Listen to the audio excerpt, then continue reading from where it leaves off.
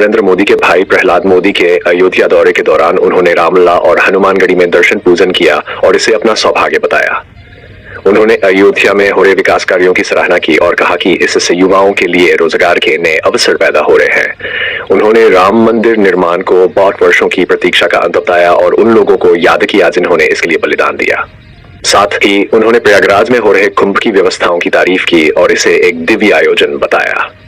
कुंभ को लेकर हो रही आलोचनाओं पर उन्होंने कहा कि जिस तरह त्रेता युग में यज्ञ में राक्षस व्यवधान डालते थे, उसी तरह कुछ लोग कुंभ को लेकर नकारात्मक बातें कर रहे हैं। ने मुख्यमंत्री योगी आदित्यनाथ की कुंभ की बेहतरीन व्यवस्थाओं के लिए प्रशंसा की और कहा कि पीएम मोदी का इस आयोजन से गहरा लगाव है। कल हमने रामलला के दर्शन किए।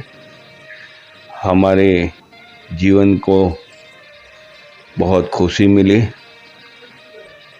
और जो कुछ अयोध्या में परिवर्तन हो रहा है, ये आने वाले दिनों के लिए और अयोध्या के युवाओं के लिए एक बड़ा रोजगार देने वाला माहौल बन रहा है, ऐसा मैं महसूस करता हूँ। 500 वर्षों का सपना सर पूरा हुआ, राम मंदिर बनकर तैयार हुआ। 500 सालों में जो लोगों ने राम मंदिर के मामले में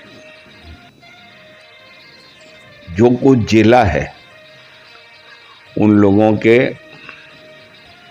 त्याग और बलिदान का ये परिणाम है और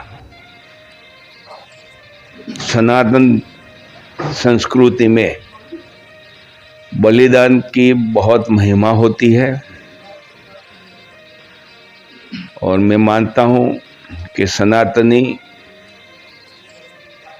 ये जो रामलला के जन्मभूमि के मामले में जिन्होंने भी बलिदान दिया है, झेला है,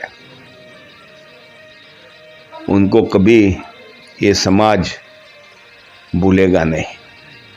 सर, लगातार भीड़ महाकुंभ में भी बहुत सारी हो रही है, अयोध्या में भी बहुत ज़्यादा है।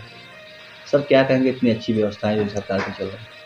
सरकार की व्यवस्था बहुत सराहनीय है। जो लोग जाके आते हैं उन लोगों के मुंह से हम सुनते हैं, मैं तो गया नहीं हूँ और जाने वाला भी नहीं हूँ हेल्थ के कारण,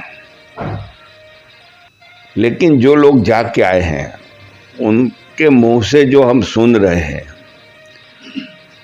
इससे ये चौकस लगता है कि ऋषि मुनियों के जमाने में जो यज्ञ होता था, ऐसा एक बड़ा यज्ञ, कुंभ का यज्ञ हो रहा है और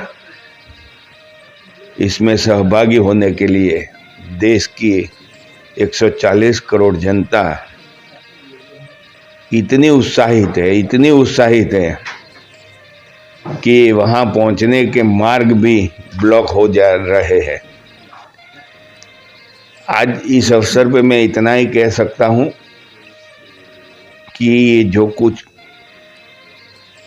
महाकुंभ में व्यवस्था खड़ी हुई है, ये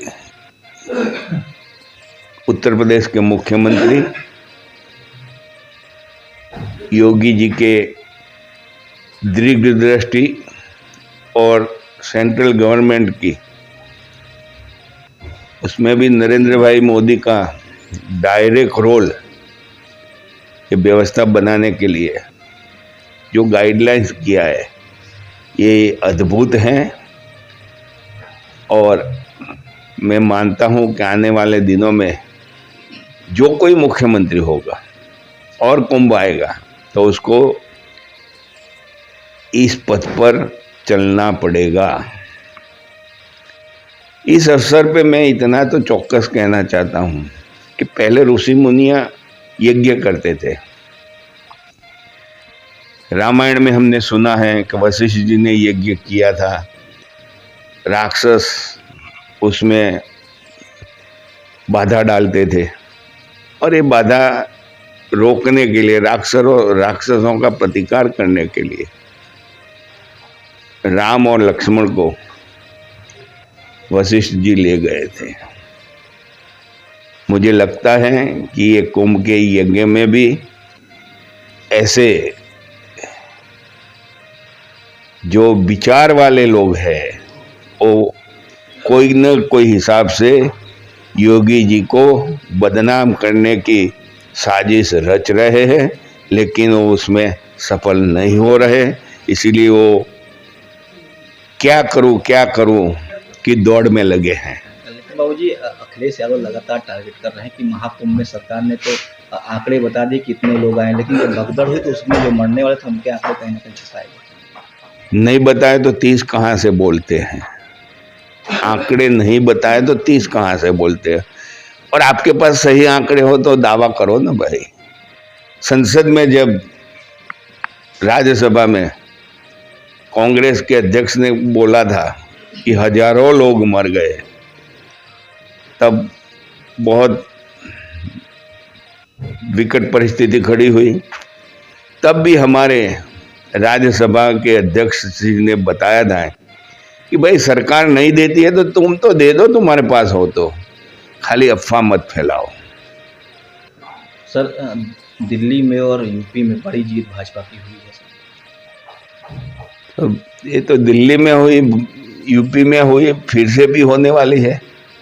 जो काम करता है उसको लोग स्वीकार करते हैं, जो नहीं करता है उसको ठुकरा देते हैं।